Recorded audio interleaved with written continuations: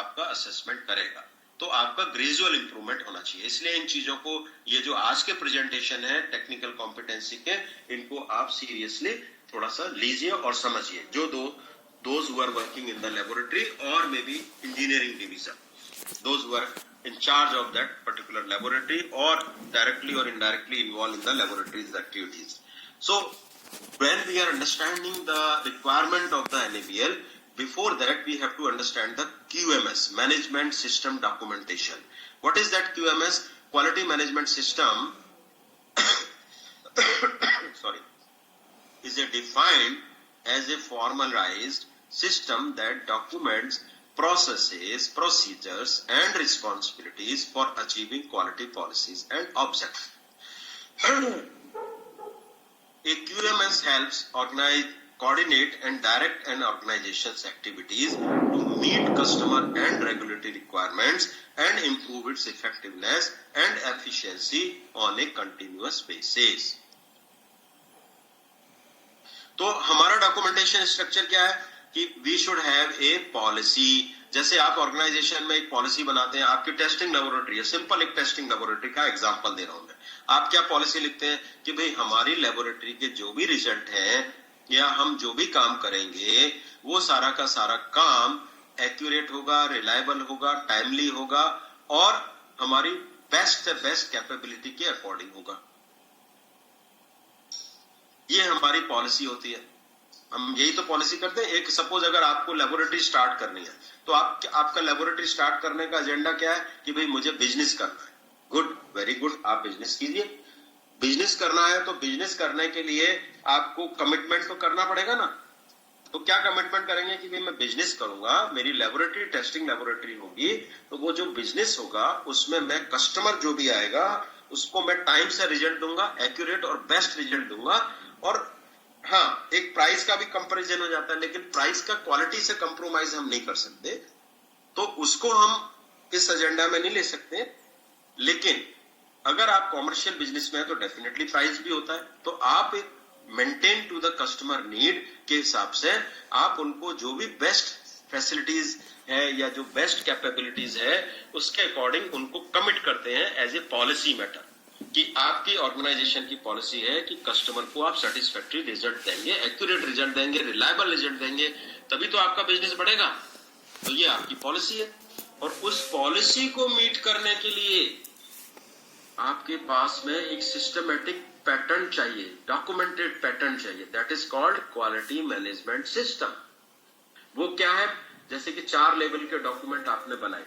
For example manual level 1 होता है आपकी लैब में, कुछ लोगों का एक्रेडिटेशन होगा तो मैनुअल होगा, आपका नहीं होगा तो आप समझ लीजिए। फिर एक होते हैं सिस्टम प्रोसीजर, लेवल 2 बोलते हैं इसको। फिर एक होता है वर्क इंस्ट्रक्शन, इसको नॉर्मली हम लेवल 3 डॉक्यूमेंट बोलते हैं, डॉक्यूमेंटेशन। और फिर रिकॉर्ड्स एंड फॉर्मेट्स वगैरह जो होते हैं इनको हम बोलते हैं लेवल 4। कोई 3 लेवल का बनाता है, कोई 4 लेवल का बनाता है। तो ये जो हमारे है ये पॉलिसी से लेके क्वालिटी मैनुअल लेवल 1 में आ जाता है और बाकी लेवल 2, लेवल 3, लेवल 4 है, जिससे कि हमारा जो कमिटमेंट है वो हम सिस्टमेटिकली कैसे मेंटेन करेंगे ये हम डेवलप कर पाते हैं। जब तक ये आपका कमिटमेंट नहीं होगा तो आप कैसे डेवलप करेंगे? ये सिंपल सी बात है। आपने पार्ले जी का बिस्किट खाया है, पार्ले जी कम से कम 10 जगह बिस्किट बनवाता है इंडिया में, लेकिन आपको कभी टेस्ट में डिफरेंस मिला? कभी नहीं मिला। क्यों? उन्होंने एक प्रोटोकॉल फिक्स किया हुआ है। उनके कस्टमर कमिटमेंट है कि पार्ले जी का बिस्किट प्राइस में सबसे बेस्ट होगा। आपको प्राउड फील होना चाहिए कि पार्ले जी का जो बिस्किट है वो पूरे वर्ल्ड में सबसे ज्यादा बिकने वाला बिस्किट है और गिनीज बुक में उसका नाम है। तो क्यों नाम है? क्योंकि वो इतनी बेस्ट और बल्क क्वालिटी बनाता है कि उसमें कोई कंप्रोमाइज ही नहीं है। वो क्वालिटी कॉन्शियस है और कस्टमर के अकॉर्डिंग उसको पूरा जो कस्टमर की नीड है उसके हिसाब से अप्लाई करता है। तो उनके प्रोटोकॉल फिक्स है, वो कहीं भी बनाए पूरे वर्ल्ड में है, वो उनकी क्वालिटी वही बने। तो ऐसे ही आपकी लेबोरेटरी के प्रोटोकॉल फिक्स होना चाहिए, सिस्टम फिक्स होना चाहिए, जिससे कि जो कमिटमेंट है, पॉलिसी है, वो आप कंटिन्यू मीट कर पाए। That is called the quality management system. Now accreditation अगर आप लेते हैं तो उसके बहुत सारे फायदे हैं, उसके ग्लोबल फायदे हैं। वो ग्लोबल फायदे क्या क्या है ये देखिए। जो उसके ग्लोबल फायदे हैं वो जैसे सबसे बड़ा जो फायदा है कि एक तो आपका इंटरनेशनली रिकॉग्नाइज सिस्टम आपका डेवलप होता है जो एक्रेडिटेड है एज पर ISO IC 17025 और जिसकी एक्सेप्टेबिलिटी है ILAC के साथ में या ILAC MRA के APEC के साथ में। तो सबसे इंपॉर्टेंट ये है कि भले ही आप इंटरनेशनली कोई रिपोर्ट इश्यू कर रहे हैं या जा रहे हैं, आपका इंटरनेशनली रिकॉग्नाइज एक्रेडिटेशन मेंटेन भी हो रहा है जो NABL दे रहा है आपको। तो ये कितना बड़ा आपके पास एक टैग है और एक कितना बड़ा कॉन्फिडेंस है, उसके कितने ज्यादा फायदे हैं आपको। तो एक ग्लोबल एक्सेप्टेंस आपकी रिपोर्ट का हो रहा है। भले ही आप अभी इंटरनेशनल रिपोर्ट नहीं दे रहे, लेकिन उस लेवल तक आपको सोचना है कि हमारा एक्रेडिटेशन है, इट मींस कि परफॉर्मेंस हमको मेंटेन करते रहना है और वो एक्रेडिटेशन हमारा day by day better to better बनता चला जाए, जिससे कि कभी भी अभी देखिए क्या होता है कि अभी आप लोग इस फील्ड में नहीं है लेकिन एक्सपोर्ट होते हैं, बहुत सारे प्रोडक्ट एक्सपोर्ट होते हैं, उनका भी एक्रेडिटेशन NABL का मैंडेटरी है प्लस रेगुलेटरी भी है। अगर कोई एक्सपोर्ट में एक कंसाइनमेंट फेल हो गया जो यूरोप में गया, ये बहुत सारे इंडिया से जाते हैं, बहुत सारे वर्ल्ड से ट्रेड होता रहता है, तो वो लोग क्या करते हैं कि अगर क्वालिटी में कहीं कंप्रोमाइज हो गया या प्रॉब्लम आ गई या टेस्टिंग की वजह से कहीं गड़बड़ी हो गई, एनालिसिस प्रॉपर नहीं हुआ और सैंपल फेल हो गया तो सैंपल रिकॉल होता है। लेकिन वो रिकॉल होने के बाद उसका जो टैग होता है वो इंडिया के ऊपर आता है, रेड स्पॉट जो आता है वो इंडिया के ऊपर आता है कि इंडिया से जो एक्सपोर्ट हुआ था वो ये प्रॉब्लम इसमें आई थी। तो वो ये बताते हैं कि टोटल इंडिया से इतना % साल का रिजेक्शन है। तो कितनी गलत बात है। हमारे काम का परफेक्शन परफॉर्मेंस हमारे इंटरनेशनल लेवल पे इंपैक्ट डालता है, हमारी इमेज पे इंपैक्ट डालता है। तो ये कोई लेबोरेटरी और एक्सपोर्टर जिसने बनाया उसका इश्यू नहीं रह गया, अब ये इंडिया का इश्यू हो गया कि इंडिया से इतने प्रोडक्ट एक्सपोर्ट हुए थे, इतने रिजेक्ट हो गए। तो ये हमारी इमेज है। इसलिए टेक्निकल कैपेबिलिटी हमेशा कंटिन्यूअसली मेंटेन रखना जरूरी है। जो एक्सपोर्टर है, अभी पहले रिजेक्शन 10 साल पहले बहुत सारे थे, अभी धीरे धीरे क्वालिटी कंप्लायंस बहुत स्ट्रांग हो गया है और अच्छे से मेंटेन हो रहा है, तो अब रिजेक्शन धीरे धीरे कम हो गई। तो इस तरीके से हमारा इंटरनल एक्सेप्टेंस ऑफ रिपोर्ट बनता है। Second, better control of laboratory operation. अगर आपका 17025 एक्रेडिटेशन है तो बेटर कंट्रोल है। Improves staff confidence, enhance customer confidence, reliability of data and R&D activities. Insurance companies can rely on test report. कभी कभी ऐसे इश्यूज बनते हैं जहां पर आपके रिपोर्ट की वेरिफिकेशन होता है, वहां पर उसके बेनिफिट्स मिल जाते हैं। Ensure better support in the event of legal cases. कभी कभी आपका अगर लीगल केस बन गया कि ये आपकी रिपोर्ट ऐसी थी, फलाना था, ठिकाना था, ये सब ऐसे इश्यूज बन जाते हैं। In such situation your acceptance of the report in the court will be highly regarded। आपकी जो रिपोर्ट है वो रिपोर्ट बहुत वैल्यू रखती है क्योंकि एक्रेडिटेड है, आपका 17025 कंप्लायंस है। तो पीस ऑफ माइंड, आपका जो वर्क है वो पीस ऑफ माइंड में चल रहा है क्योंकि एक्रेडिटेशन मेंटेन्ड है। somebody is taking care क्योंकि आप एक सिस्टम मेंटेन कर रहे हैं। Provides traceability to measurement to national standard, जो हमने कल बात किया था। आपकी ट्रेसेबिलिटी हर चीज की स्टैब्लिश हो रही है, data traceability, result traceability, system traceability, work flow traceability. एक सिस्टम मेंटेन कर रहे हैं तो ये सारी चीजें मेंटेन हो रही हैं। प्रोवाइड्स ग्लोबल इक्विवेलेंस, आपकी रिपोर्ट किसी भी और दूसरी जो laboratory same sample, same parameter, same method को फॉलो करेगी तो दोनों के रिजल्ट सेम आए, तो वो भी एक मेंटेन हो रहा है।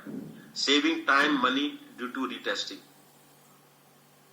ओके, तो आपका जो कॉन्फिडेंस लेवल है वो बहुत ज्यादा इंक्रीज हो जाता है 17025 लेने पे। शुरू में थोड़ी सी दिक्कतें आती हैं, फिर इसको कंटिन्यू मेंटेन करना है। लाइफ का पार्ट है ये, तो भाई हर चीज आपको कंटिन्यूस मेंटेन करनी है, कोई चीज कभी भी कंफर्टेबल तो है नहीं।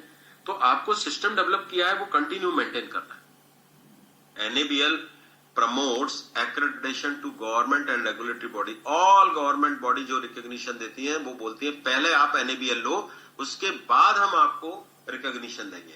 तो उन लोगों को टेस्टिंग लेबोरेटरी जो भी जिस फील्ड की है, पहले वो रिकॉग्निशन उनको लेना पड़ता है। ISO 17025 है या 15189 है या ISO 17034 है, 17043 है। ये सारे रिकॉग्निशंस लेने के बाद ही वो आपको रिकॉग्निशन देंगे। BIS है, अपीडा है, FSSAI है, सेंट्रल पॉल्यूशन कंट्रोल बोर्ड है, ये सारे बाद में ही आपको रिकॉग्निशन देंगे। तो एक बार आपका एक्रेडिटेशन हो गया, इट इज एक्सेप्टेड एवरीवेयर। आपकी रिपोर्ट हर जगह एक्सेप्टेड हो गई, कॉन्फिडेंस बढ़ गया।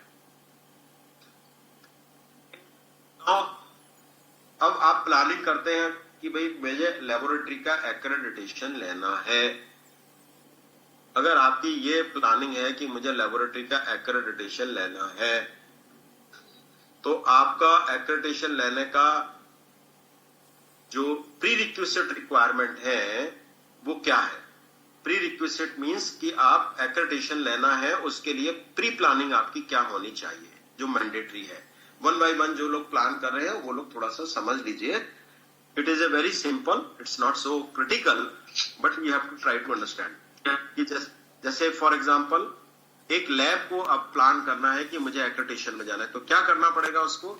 लैब और organization of which it is a part shall be legally registered. जैसे कि आपका क्या है, आप गवर्नमेंट सेटअप में काम कर रहे हैं, स्टेट गवर्नमेंट, सेंट्रल गवर्नमेंट या म्युनिसिपल कॉर्पोरेशन या डिस्ट्रिक्ट लेवल पे आपकी जो भी लेबोरेटरी है उसका ऑलरेडी एक गवर्नमेंट सेटअप है, एक गवर्नमेंट के साथ अटैच्ड है, तो आपका लीगल आइडेंटिटी ऑलरेडी स्टैब्लिश्ड है। आपको उसका टेंशन लेने की जरूरत नहीं है, ऑलरेडी आप स्टैब्लिश्ड हैं।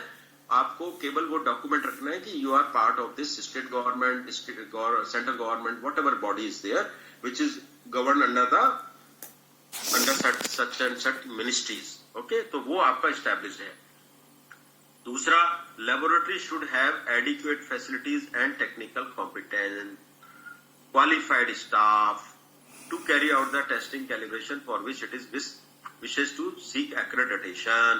तो आपके पास adequate facilities means equipment, furniture, infrastructure, consumables, CRM, chemicals, ये सब चीजें आपके पास फैसिलिटीज होनी चाहिए उस काम को करने के लिए जो भी आपका स्कोप है।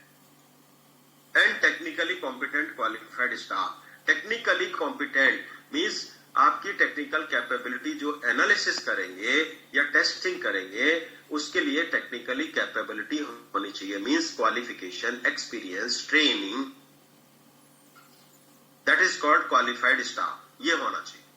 Then laboratory must comply with all requirement laid down in the standard ISO 17025 relevant NABL document. तो आपकी जो रिलेवेंट रिक्वायरमेंट है, जैसे मैंने QMS बताया कि वो आपका मेंटेन होना चाहिए 17025 के हिसाब से। वो क्या रहेगा? मैनुअल, पहले तो आपको पॉलिसी बनानी है, फिर मैनुअल बनाना है, फिर प्रोसीजर्स बनाने हैं, फिर आपको SOP वर्क इंस्ट्रक्शन जो भी है वो बनाने हैं, फिर फॉर्मेट्स वगैरह बनाने हैं। और वो एनेबियल डॉक्यूमेंट जो मैंडेटरी डॉक्यूमेंट है उनको भी रेफर करना है। जैसे एनेबियल डॉक्यूमेंट 120, एनेबियल डॉक्यूमेंट 100, 133, 163, एनेबियल डॉक्यूमेंट 142, 131, ये डॉक्यूमेंट्स आपको मैंडेटरी रेफर करने हैं, जिससे आपको एनएबीएल के सिस्टम्स के बारे में क्लैरिटी हो, वो भी आपको समझ में आना चाहिए। Then ensure all equipment in the lab are properly calibrated and having a traceability. This is very important. कल कैलिब्रेशन और ट्रेसेबिलिटी के बारे में आपको बताया, तो वो ट्रेसेबिलिटी एंड कैलिब्रेशन का पर्पस भी आपको समझ में आया, वो इंपॉर्टेंट है। एक क्वालिफाइड टेक्निकल स्टाफ तो चाहिए ही चाहिए, लेकिन आपकी traceability and calibration very very important, वो होना चाहिए, जिससे कि आप इक्विपमेंट की रिलायबिलिटी को फिक्स कर पाए, आपके डेटा की ट्रेसेबिलिटी को आप फिक्स कर पाए। Then laboratory must have a complete one internal audit, completely requirement of ISO IC 17025 should be verified। जो भी आपने अपनी लेबोरेटरी में मैनेजमेंट सिस्टम बनाया है उसके अकॉर्डिंग सारी की सारी रिक्वायरमेंट को आपको क्रॉस चेक करना है कि सही तरीके से बना है, इम्प्लीमेंट हुआ है, लोगों को समझ में आ रहा है, लोग उस चीज को कर पा रहे हैं। फिक्स करना। Okay, then one management review meeting करनी है।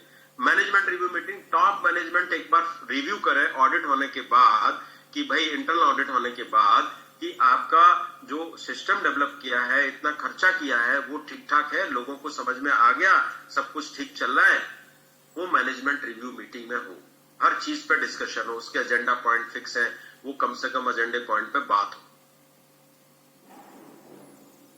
Then laboratory must have satisfactory participated at least one PT testing। अभी इंटर लेबोरेटरी कंपैरिजन आपके केस में अवेलेबल आपको नहीं करना है, क्योंकि पीटी बहुत सारे अवेलेबल है। वाटर के पीटी कम से कम 7-8 पीटी प्रोवाइडर हैं इंडिया में जो वाटर की रेगुलर पीटी कर रहे हैं। तो आपका जो पीटी प्रोवाइडर, जो पीटी पार्टिसिपेशन है, वो मैंडेटरी है। आपको इंटर लेबोरेटरी कंपैरिजन करना है तो कर लीजिए, कोई प्रॉब्लम नहीं है, लेकिन उसका वेटेज नहीं रहेगा, आईएलसी का वेटेज नहीं रहेगा, आपको पीटी में ही पार्टिसिपेट करना है। और वो सेटिस्फैक्ट्री क्लियर हो जाती है, इट इज गुड। जैसे सपोज 10 पैरामीटर में आपने किया, उसमें से 8 क्लियर हो गए, 2 में कुछ इश्यू आया, कोई बात नहीं है, उसका करेक्टिव एक्शन लीजिए, दोबारा से पार्टिसिपेट कर लीजिए। इसका मतलब ये थोड़ी हो गया आप फेलियर हो गए। लेकिन पीटी से मेजॉरिटी केसेस में आपकी कॉम्पिटेंसी स्टैब्लिश हो जाए। अगर नहीं हो पा रही है तो दोबारा पार्टिसिपेट कर लो।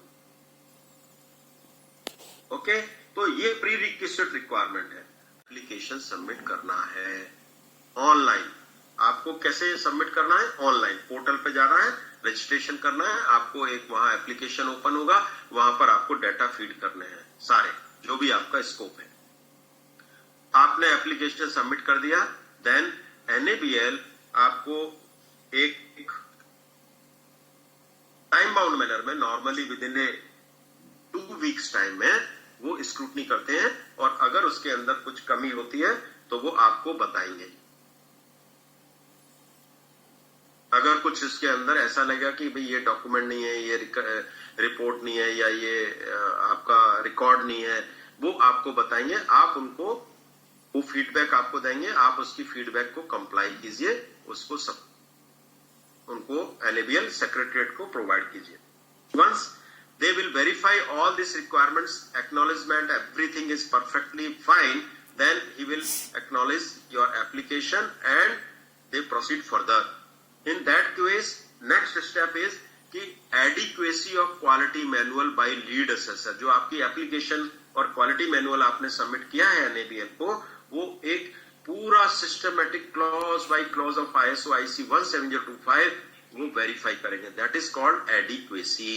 उसमें बहुत सारे आपके एप्लीकेशन के साथ साथ डॉक्यूमेंट भी होते हैं, जैसे for example personal detail, equipment detail, CRM detail, scope, और भी बहुत सारी डिटेल होती है, PT रिजल्ट, तो ये सब चीजें होती है, इंटरनल ऑडिट, MRM, ये सारी चीजें होती है। तो वो एडिक्वेसी रिपोर्ट में कि आपने वो सब काम किए हैं, सही तरीके से आपने उसको मींस रिव्यू किया है, आपने सही तरीके से बनाया है with respect to the scope, वो लीड असेसर उसको वेरीफाई करता है। वो अपना डॉक्यूमेंट वेरिफिकेशन बोला जाता है, दैट इज कॉल्ड एडिक्वेसी। अगर उसमें कुछ एनसीज मिलती है, नॉन कंप्लायंसेस मिलती है, तो वो आपको फिर से भेजते हैं, NABL को देते हैं, NABL आपको देता है, आप उसमें करेक्टिव एक्शन लीजिए और फिर से आप सबमिट कर दीजिए। एक बार वो हो गया, उसके बाद फिर ये आपको प्री असेसमेंट होता है। प्री असेसमेंट इज व्हाट, ये ऑप्शनल है, आप चाहो तो ले सकते हो, अगर नहीं करना है तो कोई प्रॉब्लम नहीं है। लेकिन प्री असेसमेंट के एडवांटेज ये होते हैं कि आपकी फाइनल असेसमेंट से पहले तैयारी हो जाती है। तो प्री असेसमेंट में क्या होता है कि लीड असेसर, एक कोई अदर देन एडिक्वेसी वाले लीड असेसर से दूसरे लीड असेसर्स, वो आपके सारे डॉक्यूमेंट जो आपने भेजे हैं वो आपके साइट पे आके वेरीफाई करते हैं कि आपकी कैपेबिलिटी जो आपने बताई है वो सब रियली इंफ्रास्ट्रक्चर कैपेबिलिटी वो सब ठीक ठाक है क्या। वो 1 डे का असेसमेंट होता है, एक लीड असेसर आके उस चीज को चेक करता है, that is only 1 day assessment.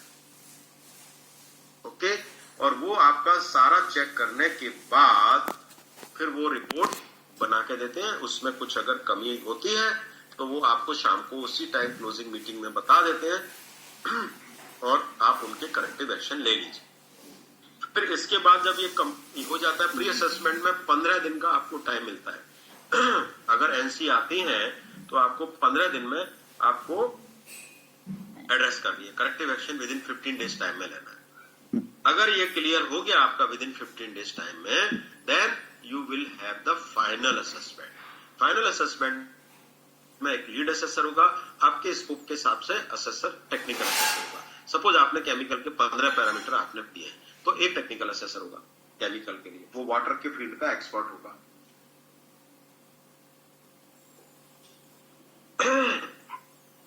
अभी बहुत सारी लेबोरेटरीज को एनएबीएल ने थोड़ा सा असेसमेंट में थोड़ी सी उनको अपॉर्चुनिटीज थोड़ा सा लिबरल रखा है कि कुछ लेबोरेटरीज में एक ही दिन के असेसमेंट उन्होंने कर दिए हैं, तो उसमें सारी चीजें वेरीफाई होगी डिटेल में। थोड़ा रिग्रेस होता है लेकिन वो वेरीफाई हो जाता है। लेकिन सिस्टमेटिकली सारा विटनेस और ये सब चीजें, क्योंकि आपके पैरामीटर छोटे हैं तो एक दिन में भी हुए हैं कुछ लोगों के, लेकिन ये 2 दिन का ही प्रोसेस है। तो फाइनल असेसमेंट आपका जो है वो 2 डेज का प्रोसेस है। उसमें टेक्निकल और लीड असेसर सिस्टम और टेक्निकल कॉम्पिटेंसी को वेरीफाई करेंगे। अगर बायोलॉजिकल का भी स्कोप आप डालना चाहते हैं, इंफ्रास्ट्रक्चर फैसिलिटी आपकी अच्छी है, तो एक बायोलॉजिकल का और टेक्निकल असेसर आएगा, तो 3 असेसर हो जाएंगे, एक बायोलॉजिकल, एक केमिकल और एक लीड असेसर। अदरवाइज आपका केमिकल ही है तो 2 ही रहेंगे। और उसके बाद वो जो एनसीज आती हैं उनको आपको एड्रेस करना है। वो एनसीज आपको 30 डेज टाइम में आपको कंप्लीट करनी है, 30 डेज में फाइनल असेसमेंट की। उसके बाद में फिर क्या होता है, स्क्रूटनी ऑफ असेसमेंट रिपोर्ट। जो आपकी असेसमेंट रिपोर्ट है वो पूरी स्क्रूटनी होती है, सिस्टमेटिकली रिपोर्ट स्क्रूटनी होती है। वो एनएबीएल सेक्रेटरीट उसको स्क्रूटनी करता है, starting from the application submission. फिर आपके कुछ पॉइंट हैं वो भी देखते हैं, फिर एडुकेसी के पॉइंट देखते हैं, फिर प्री असेसमेंट के पॉइंट देखते हैं, अगर प्री असेसमेंट हुआ है तो फिर फाइनल असेसमेंट के पॉइंट देखते हैं। इसके बाद अगर उनको कुछ लगता है कि भाई इसमें अभी कुछ कमी रह गई या डॉक्यूमेंट रह गया है या कुछ और पूछना है, क्वेश्चन है, क्वेरीज है, बहुत सारी एनसीज है, उसके बारे में क्लैरिटी लेनी है, तो एनएबीएल सेक्रेटरीट उसको देख के वो आपको रिप्लाई करेगा कि भाई ये चीजें आपकी ऐसी ऐसी हैं, इनके बारे में आप जस्टिफिकेशन दीजिए या रिकॉर्ड सबमिट कीजिए या डॉक्यूमेंट सबमिट कीजिए। अगर वो पूरा हो जाता है देन नॉर्मली ये सिचुएशन बहुत कम केसेस में होती है, क्योंकि ऑलरेडी फाइनल असेसमेंट तक काफी चीजें रिव्यू हो जाती है, तो बहुत रेयरली केसेस है कि यहाँ कुछ जरूरत पड़ती है, या तो किसी ने बहुत मिसयूज किया है या कुछ टेक्निकल कॉम्पिटेंसी पे कुछ मेजर इश्यूज बने हैं, तो फिर वो चीजें पूछी जाती है। और अदरवाइज ऐसा भी होता है कि उसके बारे में वेरिफिकेशन ऑडिट भी हो जाता है। या ऐसे भी कुछ केसेस हैं, बहुत रेयरली हुए हैं कि एप्लीकेशन डिनाई हुई, क्योंकि बहुत फाइनल असेसमेंट में बहुत सीवियर इश्यू मिले। तो ये सारी चीजें हैं। इसके बाद अगर आपके केस में तो ऐसा कोई मेजर इश्यू है नहीं, फाइनली आपकी रिपोर्ट सेक्रेटरीट रिव्यू करके फिर वो एक्रेडिटेशन बाय एक्रेडिटेशन कमेटी की कमेटी में वो सबमिट करते हैं। Committee is a constituent constitution of various expert, nearly 10 to 12 experts होते हैं उसमें, अलग अलग फील्ड के भी होते हैं और उसमें आपके फील्ड के भी एक्सपर्ट होंगे। फिर वो पूरा स्टार्ट टू एंड पूरा रिव्यू करते हैं, पूरी रिपोर्ट बनती है, समरी रिपोर्ट, और उसको रिव्यू किया जाता है। अगर उसमें कमेटी को लगता है कि कुछ क्लैरिटी और चाहिए तो वो आपसे कमेटी फिर क्लैरिटी लेती है, फिर आपको एनएबीएल लिखता है, आपको क्लैरिफाई करना है और सबमिट करना है कुछ एविडेंस अगर चाहिए तो।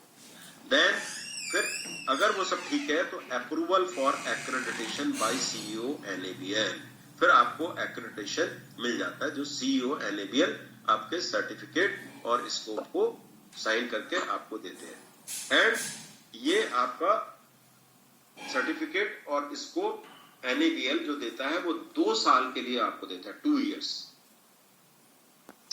This is the entire process of accreditation.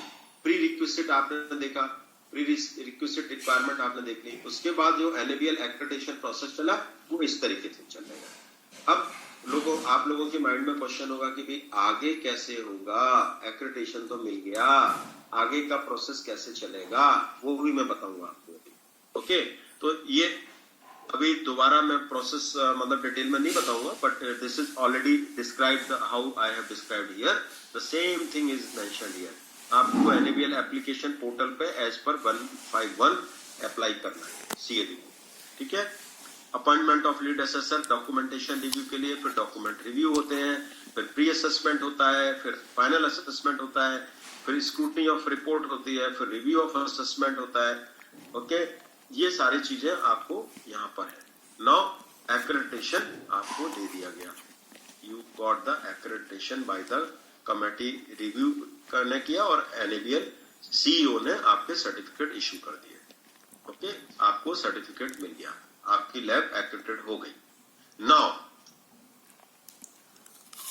अब आपके पास एक आता है क्वेश्चन कि भाई आगे का कैसे प्रोसेस चलेगा। एक्रेडिटेशन तो मिल गया 2 साल के लिए, तो 2 साल के लिए जो एक्रेडिटेशन मिला, सपोज आपको 1 जनवरी 2022 में एक्रेडिटेशन मिला, वो 2 इयर्स तक वैलिड है, मींस 2022 2023 दिसंबर 31 2023 तक वो वैलिड रहेगा।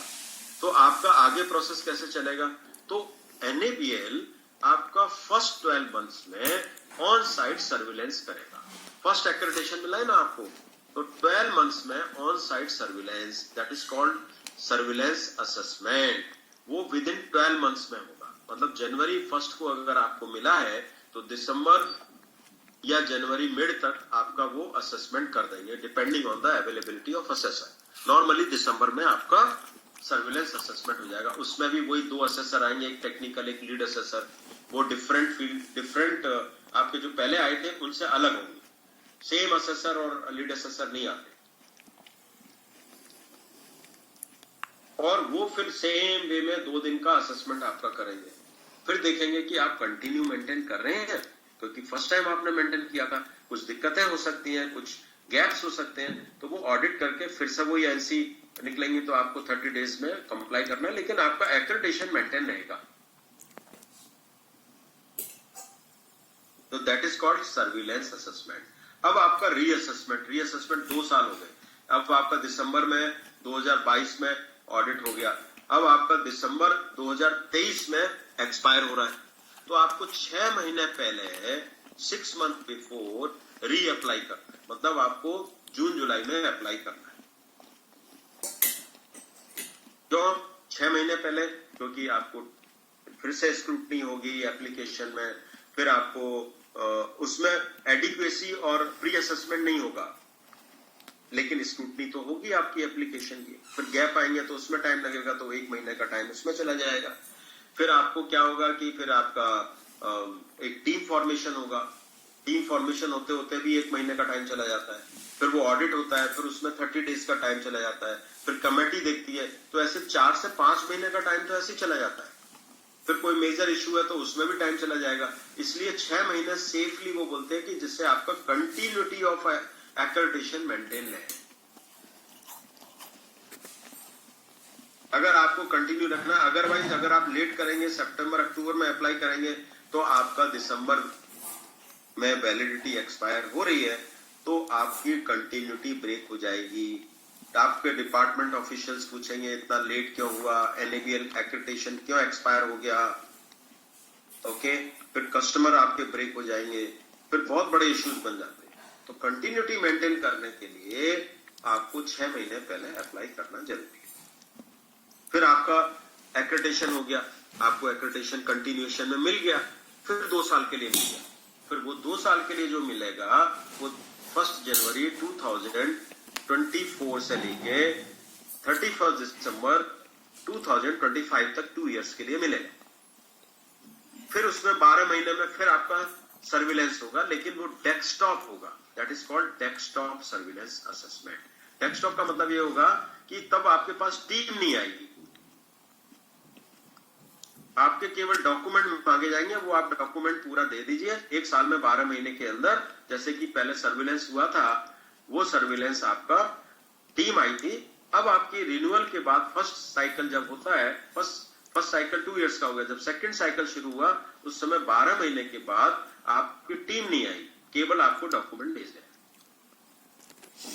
आप डॉक्यूमेंट भेज दीजिए उनको, डॉक्यूमेंट भेज दीजिए, वो असेस करेंगे, अगर उसमें कुछ गैप होगा तो आपको बता देंगे कि भाई ये चीज आपने नहीं भेजी है, या ये ऐसे करो या ये ऐसे करो। मेजर इश्यू होते हैं तो एक्रेडिटेशन ऑन होल्ड चला जाता है, सस्पेंशन भी हो जाता है।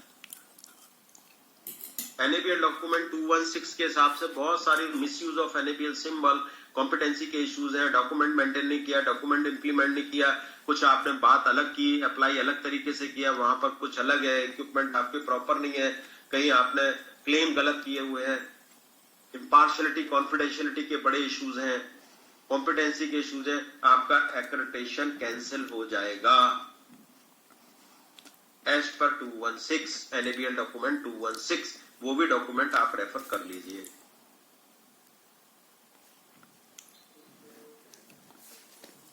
ओके, तो ये जो प्रोसेस है, this is the process is a systematic process of accreditation. तो जो लेबोरेटरी ऑलरेडी एक्रेडिटेड हो गई हैं, उनके आगे के प्रोसेस कैसे चलेंगे, ये आई थिंक यू अंडरस्टूड। और जो लेबोरेटरी प्लान कर रही है एक्रेडिटेशन का, I think they can understand. तो ऑब्जेक्टिव ऑफ एनएबीएल क्या है? Promote and implement accreditation system for the laboratories, provide accreditation services to laboratory, create awareness on the laboratory accreditation, undertake training programs for assessors, maintain database for assessors and monitor performance, maintain linkage with APAC and ILAC through MRA, and promote MRA with APAC ILAC for acceptance of test report. Okay, so this is all about accreditation body क्या है, जो competency को verify करती है, ascertain करती है, accreditation देती है, that is NABL। लेकिन आपकी competency को कैसे आपको establish करना है, उसके लिए basis क्या है, उसका requirement क्या है, वो बताता है ISO IC 17025 2017 का स्टैंडर्ड। तो हम बात करेंगे कि ये स्टैंडर्ड क्या है, इसके अंदर रिक्वायरमेंट्स क्या है, one by one we will have a discussion on it. So 17025 in general, it's having a structure जो स्टैंडर्ड का है वो ये है, मोटे मोटे तौर पे फॉरवर्ड है, इंट्रोडक्शन है, स्कोप है, नॉर्मेटिव रेफरेंसेस हैं, टर्म्स एंड डेफिनेशन है। तो थोड़ा क्विकली हम समझ लेंगे, स्टैंडर्ड काफी बड़ा है, इसकी रिक्वायरमेंट्स को अगर अच्छे से डिटेल्ड में समझना है तो 4 दिन का ट्रेनिंग होता है। अब इसको हमें 1 आवर में नट शेल में जो एक्सट्रैक्ट है उसके बारे में ही मैं बात करूंगा। ओके, तो आप लोगों को समझना है, और उसमें कोई भी अगर इशू हो तो आप मुझे डिस्कशन करना आफ्टर द प्रेजेंटेशन। और ये केवल लेबोरेटरी के पॉइंट ऑफ व्यू से ही उतना इंपॉर्टेंट नहीं है, ये engineering division, treatment plant, supply chain, everybody can understand the quality कैसे कॉम्पिटेंटली डेवलप की जा सकती है, उसके बेसिस क्या है। ओके, ये हम इस स्टैंडर्ड से समझेंगे।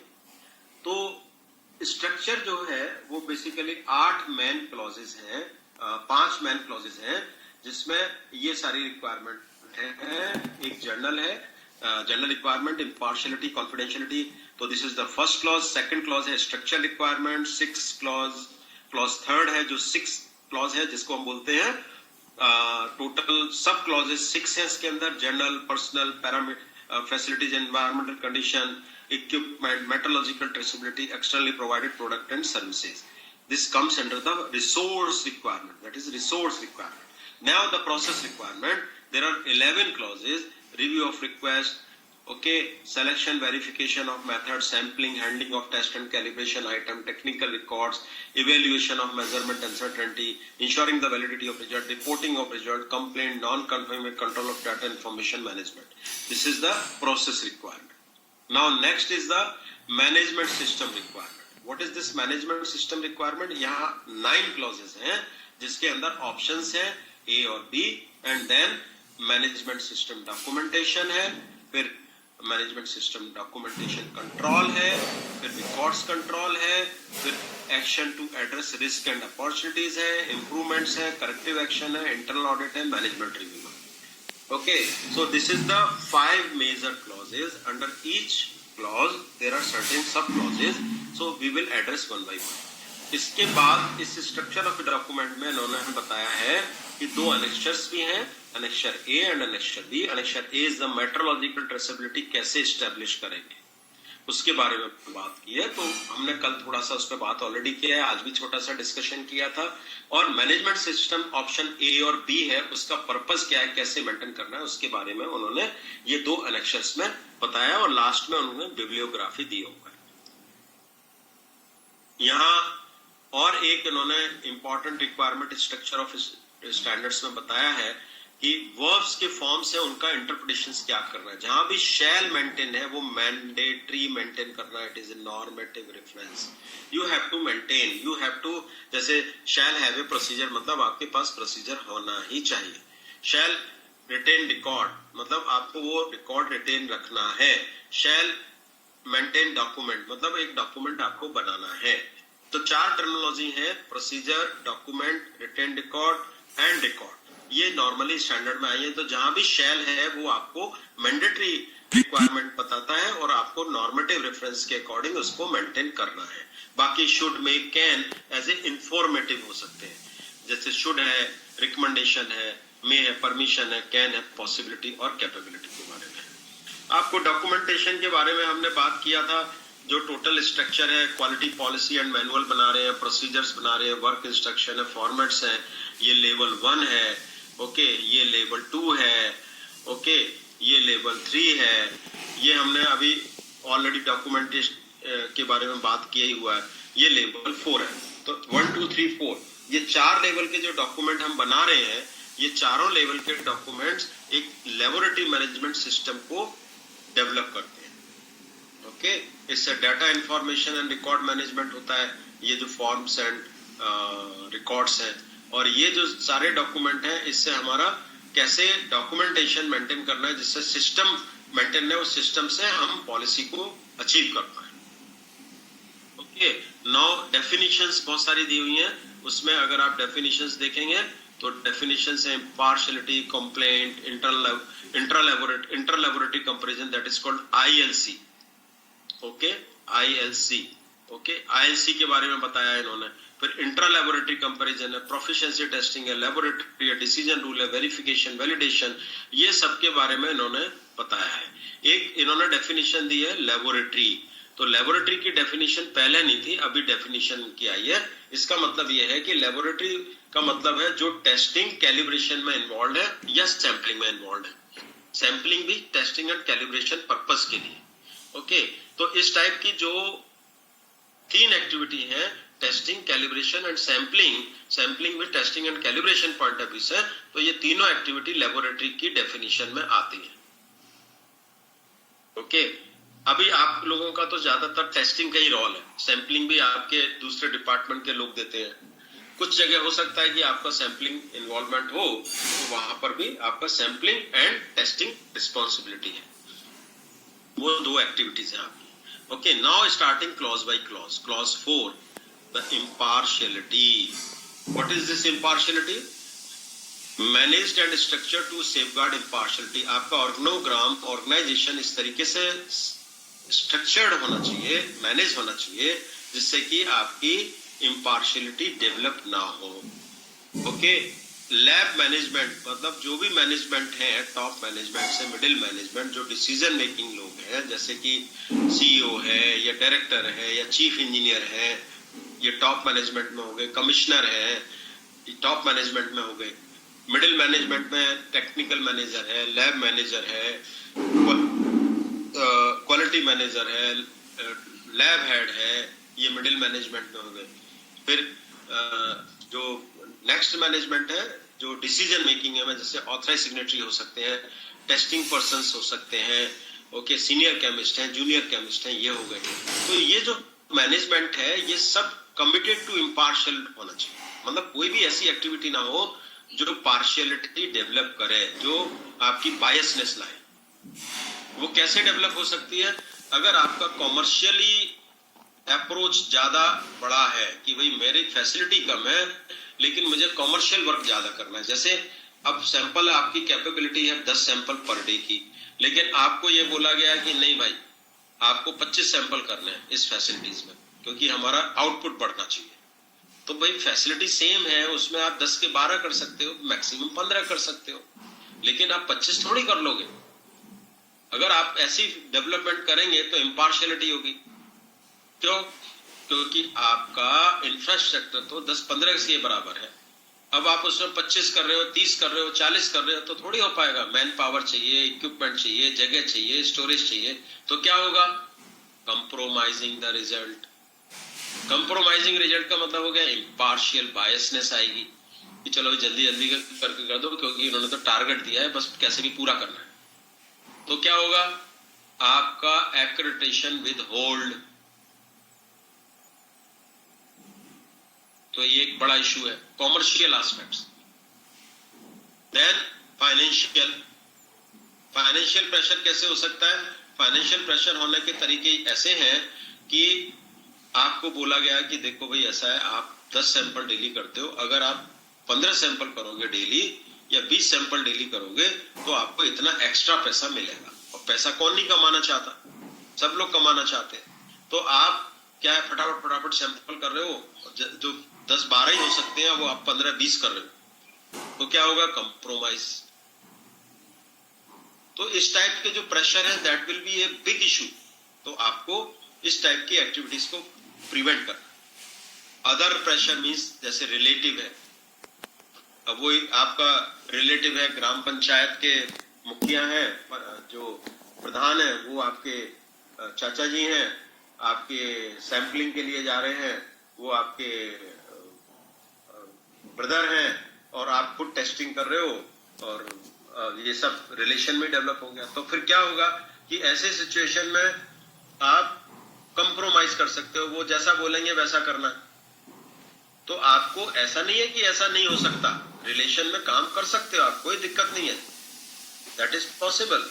लेकिन मैकेनिज्म आपको ऐसा डेवलप करना पड़ेगा कि रिलेशन का कोई इंपैक्ट ना हो आपके काम के ऊपर।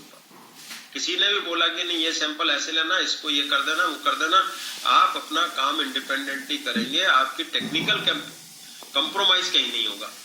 ये ऐसा सिस्टम डेवलप करना है। तो ऐसी सिचुएशन हो तो ऐसा नहीं है कि उसको मना करना है, लेकिन सिस्टम डेवलप करना है कि आप इस टाइप का कोई भी रिलेशन वहां इफेक्टिव नहीं होगा। अगर ये सिचुएशंस मिलती हैं, then you have to identify the risk related to the impartiality और उसका मिटिगेशन प्लान बनाइए। Okay, minimize and eliminate risk. Okay, तो ये क्लॉज 4.1 ये बोलता है कि आपकी सारी जो एक्टिविटीज है वो इस तरीके से आपको प्लान करनी है कि कोई भी पार्शियलिटी डेवलप ना हो, बायसनेस ना है, रिजल्ट आपके परफेक्ट मेंटेन है। अदरवाइज क्या होगा? फिर तो टेस्ट करना ना करना बराबर ही हो गया ना। अगर पार्शियलिटी है तो बायसनेस है, तो फिर क्यों इतनी एनर्जी वेस्ट कर रहे हैं? सामने वाले कस्टमर को अभी हमारा ब्लड टेस्टिंग हो रहा है, पैथोलॉजिकल है, बायस हो जाए, पार्शियलिटी डेवलप कर ले, अरे सर ये तो भाई नीरज पांडे का सैंपल है, इसको तो हम फेल ही नहीं करेंगे, इसके तो सारी रिपोर्ट ओके करके देंगे, तो फिर मैं गया। तो ये सिचुएशंस बड़ी प्रॉब्लमेटिक है। ऐसे ही लेबोरेटरी की इश्यूज है। हमें हर इश्यूज को बहुत सिंसियरली समझना है और वहां कोई टेक्निकल और कैपेबिलिटी कंप्रोमाइज नहीं करनी है। जो रिजल्ट है, जो मेरी बेस्ट कैपेबिलिटी है, उसके अकॉर्डिंग मुझे रिजल्ट देने हैं इंडिपेंडेंटली, कहीं बायसनेस डेवलप ना। ओके, तो ये एक बहुत इंपॉर्टेंट इशू है। Now the second 4.2 clause is confidentiality. आपकी बहुत सारी कॉन्फिडेंशियल इंफॉर्मेशन आप कस्टमर की लेते हैं, मे बी कस्टमर और इंटरनल, ओके, लेकिन इंफॉर्मेशन तो है ही। कौन कौन सी? दो तरीके से इंफॉर्मेशन आपके पास आ जाती है। एक तो कस्टमर से डायरेक्ट आती है, जैसे सैंपल क्या है, कस्टमर कौन है, कहां से सैंपल लिया है, क्या क्वांटिटी है, कौन से पैरामीटर करने हैं, क्या लॉट का है, किस चीज का है। अभी आपके केस में लॉट, बैच ये सब नहीं आते क्योंकि आपका वाटर टेस्टिंग ही है। तो किस कुएं का है, किस नल का है, किस रिवर का है, किस पॉन्ड का है, कौन से ग्राम पंचायत का, ये सब इंफॉर्मेशन आपके पास आता है। आपके पास एक इंफॉर्मेशन ऑलरेडी होता है कि ये पहले भी सैंपल आया था, इसका ट्रेंड क्या है, पहले पास था या फेल था। तो आपको ये देखना है कि आपके जो भी रिक्वायरमेंट है, जैसे सॉफ्टवेयर अगर है तो वो भी आपको कंट्रोल करना पड़ेगा और उसका एक procedure, detailed procedure handling of equipments का आपको बनाना है, plus calibration, intermediate checks, traceability, जो भी है डाटा मैनेजमेंट, वो सब आपको मेंटेन करना है। तो वो कल हमने ऑलरेडी कैलिब्रेशन और ट्रेसेबिलिटी के बारे में डिटेल में बताया, तो अभी we will not discuss more on this topic. Metrological traceability, metrological traceability भी कल हमने आपको समझाई थी कि आप कैसे मेंटेन कर सकते हैं, कैलिब्रेशन के थ्रू, कि आप 17025 एक्रेडिटेड कैलिब्रेशन लैब से कैलिब्रेट करा रहे हैं तो मेट्रोलॉजिकल ट्रेसेबिलिटी स्टैब्लिश हो गई। अदरवाइज आप बीएनडी यूज कर रहे हैं, बीएनडी अगर आप यूज कर रहे हैं तो अभी आपकी मेट्रोलॉजिकल ट्रेसेबिलिटी डेवलप हो रही है। ओके, तो सीआरएम या BND one of the same. Okay, तो उससे भी आपकी ट्रेसेबिलिटी, जैसे कि पीएस मीटर कैलिब्रेट कर रहे हैं, स्पेक्ट्रोफोटोमीटर कैलिब्रेट कर रहे हैं, आपके ट्रेसेबल सीआरएम से अवेलेबल है, आप उससे भी ट्रेसेबिलिटी स्टैब्लिश कर रहे हैं। तो ट्रेसेबिलिटी जब तक आप स्टैब्लिश नहीं करेंगे, आपके डाटा की ऑथेंटिसिटी जीरो है, आपका डाटा रिजल्ट बिल्कुल रिलायबल नहीं है।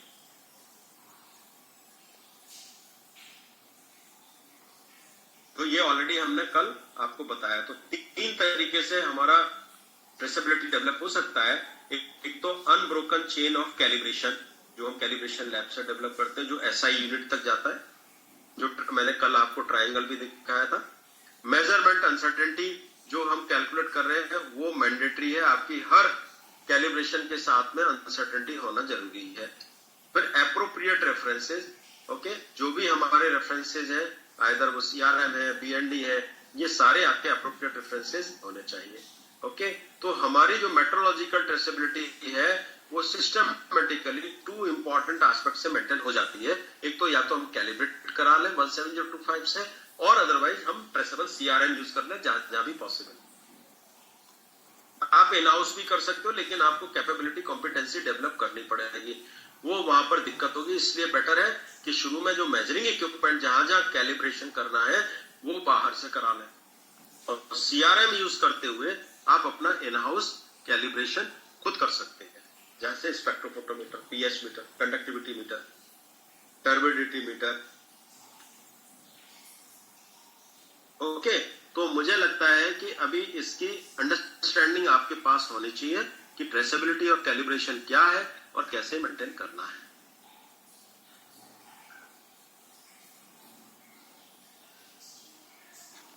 Now, external services and supplies.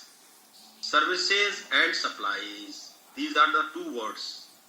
External मतलब जिसपे हम डिपेंडेंट है, बाहर से ही होता है, आपके पास नहीं है। ऐसी कौन कौन सी सर्विसेज हैं, ऐसी कौन कौन सी सप्लाईज हैं, तो उनको हम समझते हैं पहले कि ये क्या है। तो इसके लिए एक सिस्टमेटिक प्रोसीजर, प्रोटोकॉल आपके पास होना चाहिए। तो प्रोडक्ट जो है वो सप्लाईज क्या क्या है, जैसे कि प्रोडक्ट कैन इंक्लूड जो हम सप्लाई करते हैं, जैसे for example measurement standard, CRM, equipment, auxiliary equipment, consumable materials, reference material, ये सारे आपके सप्लाईज हैं। जो मटेरियल आते हैं, ये जो आते हैं, ये सारे आपके सप्लाईज हैं। Reference material, equipments, glassware, chemicals, ये सारे मटेरियल आते हैं जिसको सप्लाईज बोलते हैं, सप्लाई किया। इसको एक्सटर्नल एजेंसी, कोई एजेंसी होती है वो सप्लाई करती है। नॉर्मली गवर्नमेंट प्रोसेस में टेंडर के थ्रू हम अप्रूव करते हैं। सर्विसेज क्या है? सर्विसेज मीन्स जैसे कि calibration services, sampling services, testing services. सब कॉन्ट्रैक्टिंग कर रहे हो आप, आपके पास आपने लिखा है कि भाई मैं सब कॉन्ट्रैक्टिंग भी कर सकता हूँ, कोई डिफिकल्टी सिचुएशन लैब में आ गई, हम सैंपल नहीं कर पा रहे, तो ऐसी सिचुएशन में कस्टमर को बैकअप तो चाहिए ही।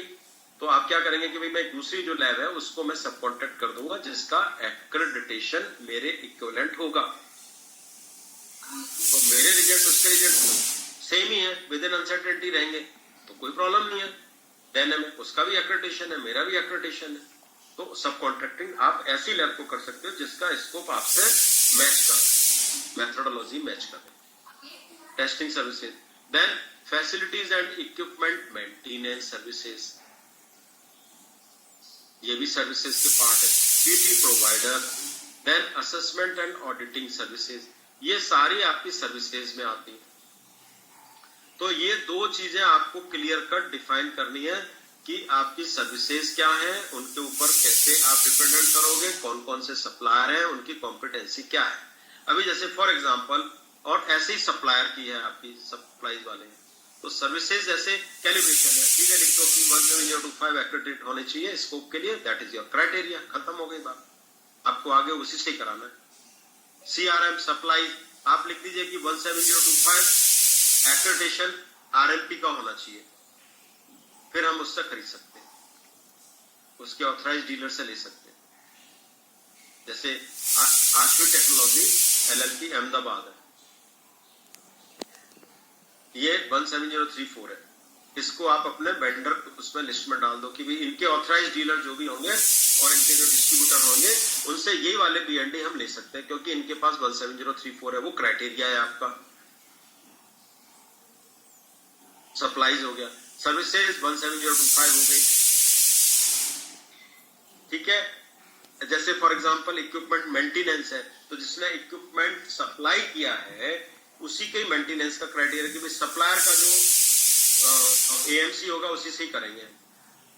तो इस टाइप की क्राइटेरिया को आप डिफाइन और फिक्स कीजिए, ओके। तो आपका एकदम परफेक्ट मेंटेन रहेगा कि बाहर की जो भी सर्विसेज और प्रोडक्ट ले रहे हैं उससे आपकी कैपेबिलिटी कॉम्पिटेंसी पे कोई कंप्रोमाइज नहीं हो रहा है, क्योंकि बाहर वालों के ऊपर अगर आपने कंट्रोल नहीं किया जो सर्विसेज और सप्लाईज हैं, तो आपकी टेस्टिंग के ऊपर उसके इंपैक्ट आ सकते हैं। किसी ने रेजेंट गलत दे दिए, किसी ने CRM गलत दे दिए, मेंटेनेंस प्रॉपर नहीं किया, आप क्राइटेरिया फिक्स नहीं करोगे तो ऐसे ही होगा, कोई भी आ सकता है फिर तो आपका क्राइटेरिया फिक्स होना चाहिए और उस क्राइटेरिया के अकॉर्डिंग ही आप अपॉइंट कीजिए पर्सन को और फिर आप उनसे सर्विसेज या सप्लाईज लीजिए। एक प्रोसीजर प्रोटोकॉल बनाना जरूरी है। क्लॉज 7 प्रोसेस एंड कॉन्ट्रैक्ट, आपका इसमें सिस्टमेटिकली उन्होंने बनाया एक प्रोसीजर होना चाहिए कि आप सैंपल को कैसे रिव्यू करेंगे, कैसे उसको रजिस्टर करेंगे, कैसे क्या क्या चीजें उसमें चेक करेंगे और फिर आपकी कैपेबिलिटी रिसोर्सेज हैं क्या। अभी जैसे सैंपल आपका डेली एक ही आता है, फिक्स है, तो इतना रिगरस रिव्यू की जरूरत नहीं है, आपको मालूम है ये हम कर सकते हैं। लेकिन कस्टमर आउटसाइडर है, उसने लिख दिया कि भाई ये 15 पैरामीटर के अलावा और उसने लिख दिया कि आर्सेनिक करो, लेड करो, मरकरी करो और इसका बायोलॉजिकल भी करो। आपको लगा कि ये तो कस्टमर रूटीन है, आपने रिव्यू नहीं किया, आपने सैंपल ले लिया, एनालिसिस कर लिया, बाद में जब चेक किया इसने तो ये भी चीजें मांगी है, और जब आपने वो चीजें जब आपने मेंटेन करने की कोशिश की तो क्या हो गया, और एलिमिनेट कीजिए कि ये टाइप की चीज दोबारा नहीं होगी। करेक्टिव एक्शन इमीडिएट लेना जरूरी है। कोई भी अगर प्रॉब्लम मिलती है उसका रूट कॉज आइडेंटिफाई कीजिए, पहले तो रिकॉर्ड कीजिए, पर्सन को डिप्यूट कीजिए कौन करेक्टिव एक्शन लेगा, क्योंकि कैपेबल एंड जो कॉम्पिटेंट पर्सन है वही करेक्टिव एक्शन लेगा, और फिर उसका रूट कॉज लेके करेक्टिव एक्शन इंप्रूव कीजिए और वो करेक्टिव एक्शन कस्टमर को बताइए अगर कस्टमर का है, और उसको बाकी जगह भी चेक कीजिए कि ऐसा कोई दूसरा प्रॉब्लम तो नहीं है, एंड प्रॉपरली करेक्टिव एक्शंस को रिकॉर्ड में लाइए। एक सिस्टमेटिक फ्लो के थ्रू करेक्टिव एक्शन आप लीजिए। Now internal audit, internal audit आपको वंस इन ए ईयर करना है, कॉम्पिटेंट पर्सन से कराना है। आप खुद का ऑडिट नहीं कर सकते, क्वालिटी मैनेजर खुद का ऑडिट नहीं कर सकता, तो वो कौन कर सकता है, वो कौन करेगा, वो ये करेगा कि जो भी पर्सन है बेसिकली इंडिपेंडेंट, जैसे क्वालिटी मैनेजर टेक्निकल मैनेजर का करेगा, टेक्निकल मैनेजर क्वालिटी मैनेजर का करेगा, दैट इज ऑल्सो इंटरनली। आप टेक्निकल मैनेजर खुद का नहीं करेगा, क्वालिटी मैनेजर खुद का नहीं करेगा, वो बायसनेस है, फिर आप ऑडिट नहीं माना जाएगा। तो आपका जो ऑडिट है या तो बाहर से एजेंसी को बुला के करा लो, कॉम्पिटेंट पर्सन को बुला के ऑडिटर को करा लो, कोई अच्छा ट्रेन्ड ऑडिटर हो जिसका 17025 का एक्सपोजर हो, लेबोरेटरी में काम किया हो। अदरवाइज आपकी बहुत सारी पहचान की लैब, एक लैब दूसरी लैब पर कर ले, आपस में ग्रुप लैब है, एक स्टेट में कितनी सारी लैब, हर डिस्ट्रिक्ट में एक लैब है, अभी तो सब जगह एक्रेडिटेशन हो गया। तो आपको कॉम्पिटेंट मैनर में करना है, प्लान बनाना है, शेड्यूल बनाना है, चेकलिस्ट बनानी है, सारे रिव्यू करने हैं, नॉन कंफर्मिटी अगर आती है उसको टाइमली एड्रेस करना है और वो करेक्टिव एक्शन लेके रिपोर्ट बनानी है, समरी रिपोर्ट जरूर बनानी है, ऑडिट कैसे किया, कब किया और क्या आउटकम था। मैनेजमेंट रिव्यू मीटिंग, आपका जो मैनेजमेंट रिव्यू मीटिंग है वो at least once in a year होना चाहिए, जैसे कि once in a year audit करते हैं तो उसमें जो भी टॉप मैनेजमेंट है वो सारी रिक्वायरमेंट को रिव्यू करे, एजेंडा पॉइंट्स को, जिससे ये पता चले कि आप कंटिन्यूअली सिस्टम को मेंटेन कर रहे हो और स्कोप ऑफ इंप्रूवमेंट अच्छे से पॉसिबल है। कंटिन्यूअस आपका प्रोसेस ठीक चल रहा है और आगे भी प्रोग्रेस हो सकती है, और कोई इश्यूज है तो मैनेजमेंट उसको एड्रेस करे और उसको कंप्लाई करे। टॉप मैनेजमेंट जो पॉलिसी मेकर है, जिसने बताया कि भाई पॉलिसी डिफाइन की है, he should be the part as a chair, और सारे लेबोरेटरी को लोग बैठे उसके, और जो बाकी भी डायरेक्ट इनडायरेक्ट डिपार्टमेंट है वो भी बैठे, और फिर प्रॉपर लेबोरेटरी का रिव्यू करें कि हाँ भाई ये लेबोरेटरी की परफॉर्मेंस ठीक चल रही है, ऑर्गेनाइजेशन के हिसाब से सही है, जो पॉलिसी बनाई है उसके अकॉर्डिंग है। तो these are the all requirement of ISO IC